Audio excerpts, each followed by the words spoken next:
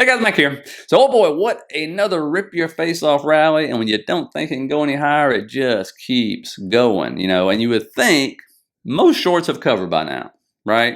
And so at this point in time, this is when you get to see what this rally is really all about, what kind of legs it has once you get through the rip your face off part. Now, we might still have more FOMO to come, right?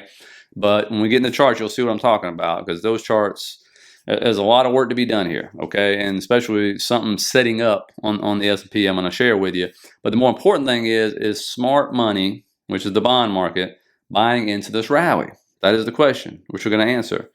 2, something very important is about to kick back in starting next week. All right, we're going to talk about that real quick. And 3 is everybody thought Apple was going to bring the market down. And to be honest with you, if you look at the earnings, again, remember, guys, it's the most heavily bought stock out there, or owned stock out there, and all the pension funds, all the important things, right?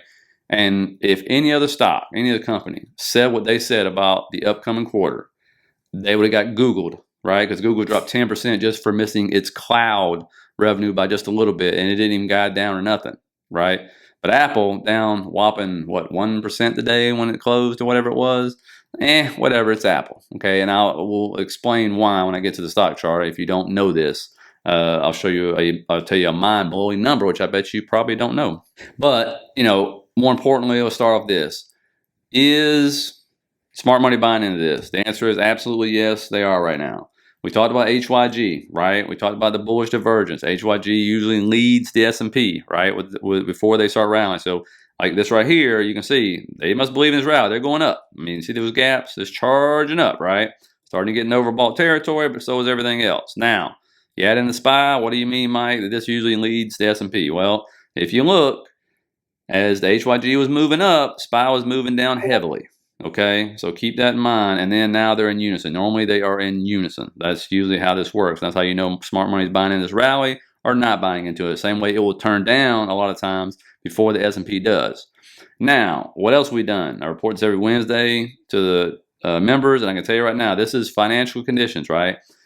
In 2 days, we have undone almost 2.5 weeks of financial tightening, just like that. That's all it takes. The yields have dropped. So when I report it this Wednesday to the members, I'll guarantee you we will go from tightening to loosening. When this is going down, the stock market is going up. All right, when it's going up, stock market usually goes down. And so no surprise there at all. As you can see, actually, July, August, September is going up, right? Now, something huge here, right? You got to pay attention to this. The 2-year dropped through this supporting trend line right here. But when you go to the 10-year, which is the most important one, right, it held. It fell back in this channel, and there's this trend line that goes back to May. It's balanced. This will be the 4th time. It hit it exactly to the penny and started going back up. The 30-year also held, which I don't really care about the 30-year, but it held. The dollar comes back down to what was, I was going, okay, it's wedge, bull formation, whatever you want to call it, bull flag, and it held. Okay, so now we get to see if these bounce next week, what's going to happen to the market, right? And especially being overbought. So it could, it makes for good popcorn, good movie, all that good stuff. Now, I apologize real quick before I get into something very important here. I told you guys yesterday, I put this in yesterday's video and forgot. Somebody reminded me. Thank you very much.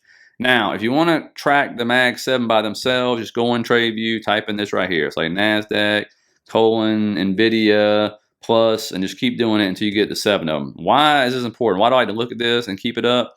Is because when you pull this up and you pull up the Qs on top of it, I know the Qs have 100 stocks in it, but again, these 7 make up almost 45% of it. And look, see that? When this one goes up, the Qs go up. That's just the way it is. But Mike, do you not care about the other 93? I care about them very much. The market does not, okay? And they've been going up heavily, right? If you look at it. Now, when you pull up the NASDAQ composite to show you how crazy this market actually is and what the market is, the NASDAQ composite has 2,500 stocks in it. Look at that. It aligns almost perfectly. That's just the way it is, okay? When those 7 stocks are going up, this thing is going up. That's the way it is, okay? I've showed the members how much the weights drop off once you get past these 7 stocks, and it is absolutely nuts, okay? Now, very important to understand what's happening here with the S&P. And before we continue, guys, please hit that like button there at the bottom. Give it a thumbs up. Helps people find the video. And if you like this kind of content, think about subscribing. I appreciate all you guys' support. As you can see, and we're going to go into these charts in a lot more detail come Sunday. We're setting it for the week. But you can see, I mean, just a bunch of fair value gaps, a bunch of regular trading hour gaps where it gaps up in the morning.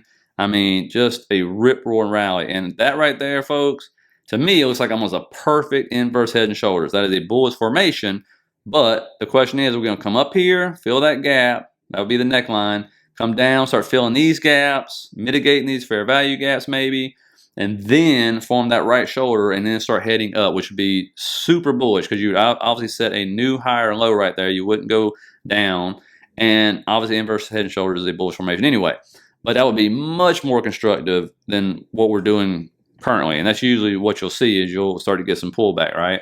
Now, the Qs are kind of setting up in the same way, right? You're almost up here to this trend line, right? And this falling channel, right? Huge rip roar rally. I mean, gaps galore left behind, fair value gaps left behind. I mean, just insane, insane move. So, you know, it would obviously be much more constructive, right? Going into a year-end rally to move up to that trend line, which is very, I mean, it's less than like 0.25%, I believe. And you come down, maybe fill these gaps right here. I mean, this has been such a huge move. You got two RTH gaps side by side right there. One's an older one.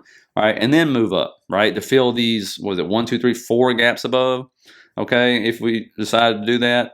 And now the shorts, most shorts will cover. You would think that would be the case. Plus, we're starting to get, you know, close to overbought or whatever. You would think that'd be the case, but we'll have to see. All right, and all you want to do is see higher lows, higher highs. That's all you want to see, right? Now it's set a new low. Now, IWM is just crazy, up over 3% today. And you look at this again, nothing has changed for small caps as far as like, you know, the environment it's in, the customer, nothing. Remember, the market is not the economy is not the market. Just look at that weekly candle, huge. Now, where are we hitting resistance? Right there at that trend line. That trend line is still in play right there. We hit it, and when I bring it to moving average, you'll see what else we hit as well. But you can see that right there is a daily time frame. You can see it. The RSI is not overbought on this one because it was so oversold in the first place. But when you look, you know, MACD way away from that zero line. Definitely needs to get above that. But momentum is starting to turn. The RSI is above that 50 line, right? When we bring in the moving averages here, you can see what else we ran into. Ran into the 50. A lot of damage on this chart. Like, this got a lot of work to do. But we ran to the 50. If you can get over that, obviously you can go into another volume gap, which means it can move up fast. We know how, obviously this one moves. IWM moves pretty dang fast when it gets in these volume gaps. But again, you'll run to the 200, maybe the 100 will be crossed below that at that point in time. But this chart's a hot mess. Now, Apple, you can see, shocker, set there. Oh my goodness, earnings, you know, both beat top, bottom line. Fourth quarter, they say probably gonna be the same as last year. I mean, not great. And you just look at this, but it's Apple. It doesn't matter. And it's down like 1% for the day. Still in this formation, which by the way is a bullish formation. Well, what matters for Apple is, and a lot of these other stocks, is the fact you're about to have billions worth of stock buybacks kicking back in. Apple's, I think, gonna kick back in Monday or Tuesday, right? But a lot of others are already starting to kick in. And understand, as I put in the Discord, I'm actually going to look this up, make sure I get these numbers correct for you guys. But the number is freaking staggering when I look at it. But you're talking about a number of 573 billion. That is what Apple has spent in the last 10 years in stock buybacks. To keep that in context, that is twice as much as Google's total revenue last year, as much as Meta's total revenue over the last 4 years, and it's more than Tesla or NVDA has made in total revenue in their lifetime since they've been public. 573 billion in stock buybacks in 10 years. I mean, am I the only one who just sits there going, oh my goodness? And you wonder why the stock doesn't fall? And you wonder why the stock is the most heavily held out there? You wonder, and that don't include all the dividends they pay, by the way. And so, yeah, that's why. That's why it gets treated like it gets treated, and that's why it gets held in those pension funds and everything else. I mean, it's in a world of its own. It's in a league of its own, whatever you want to say. I mean, but that number, am I the only one that sits there and reads that number and like, oh my goodness, that's crazy. And understand, I'm gonna wait till tomorrow. I got a video coming out tomorrow for you guys, a Saturday video answering somebody's question, which leads into this. I'll let you know there's 3 reasons they do this tomorrow. 3 reasons. One's a very important one, it has to do with earnings, okay? Because a lot of people don't know this. So make sure you watch that. Now, AMD, we talked about semiconductors. This is seasonality, right? Red hot. Well, boom, another huge candle. These are daily candles, by the way. This thing is just rocketing since earnings right here. And here we are back up in that, what used to be, you say, is a supply area because it sells off every time it gets there. But it's looking, once you get above, look to the right, this is where you start getting the thin air, okay? It can start to move pretty fast. You can break above that right there. And when you look at it, I mean, obviously, are we overbought on the short-term time frames? Absolutely. Does that mean this thing cannot keep going? Absolutely, it can keep going. Would it be healthy for a pullback? Absolutely, it would be healthy for a pullback, right? Maybe to mitigate that big fair value gap right there and all the gaps that's left behind. That would be nice, okay? Because even the 4 hour is still overbought. But look over here. You get on these crazy runs, these semiconductors, you know what it can do, right? And so, this one can keep running. And so just keep that in mind. And last time you saw us, that was on the earnings. They started that run and just kept on going and going. Now, that was the AI pump and stuff. So it's to see if that keeps up or not. Now, looking at this right here, you can see that is a higher high. Obviously, what needs to happen, nice pullback, maybe mitigate half this or something, and then set a higher low, and then start to move up, right? That would be a great thing right there. That will be super bullish. That's what you really, if you're a long-term holder, that's what you want to see, because you know how it ends. If you keep getting these crazy parabolic moves, it comes down on a freaking elevator really fast. So you don't want that. And so that's more or less what I'm looking for. But we'll see. NVIDIA, again, as I always tell you guys, somebody said, why do you always say NVIDIA is just NVIDIA and you won't count it out? Because it's NVIDIA, right? And I'm telling you, big money's buying and living breaks off this thing. Look at them pumping this thing up. And so as I said, when that head and shoulders, I said, it's never over until it's over. And it negated it. It's like, with no way we're going down to fill that gap. Not going to happen. Maybe when they report earnings on I think it's the 21st, I believe. So they still got some time. But this one right here is inside this RTH gap. It is filling that gap. Sometimes you'll get like a 50% refill, and then you'll get a retracement back down, and then a move back up, just because, I mean, obviously, these moves have been absolutely huge. I mean, you literally have, and I'll show these, and some of these charts are going to be in the market. Some of you guys are asking about certain stocks, right, that are up like 50% in 2 days. 50%. I'm not talking about biotech stocks either, by the way, or penny stocks. All right, that's crazy. That is a rip your face off rally, right? And that's why I keep saying, yeah, and you're starting to see, I don't know if you noticed this, what you saw last year, where they beat some sectors down, like an NVIDIA, a Tesla, all those stocks would just get hammered down. And then all of a sudden, nothing had changed in the environment, right? Nothing had changed in the economy. And all of a sudden, they started pouring into them and pushing them. And you're starting to see sectors, which I'll cover tomorrow, that are starting to get money, big money, moving into them and starting to try to move them up, right? And leaving other things. And so, no surprise there. But again, seasonality is a real thing. I know people don't think it is, but it really is a real thing. Charts and technicals are a real thing. Trend lines, fair value gaps, RTH gaps, all this stuff really matters. Moving averages, and so pull it up, give it a shot sometime, but it does work, I promise.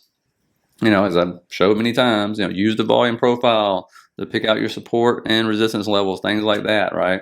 And so that's where we're at right now. Again, we'll have Saturday's video tomorrow answering your questions, really going in a lot more detail of some of this stuff. And Sunday, we'll really dig into a lot of stuff to set up for a big week next week to really see, does this rally have legs? What do we need to break? All this good stuff.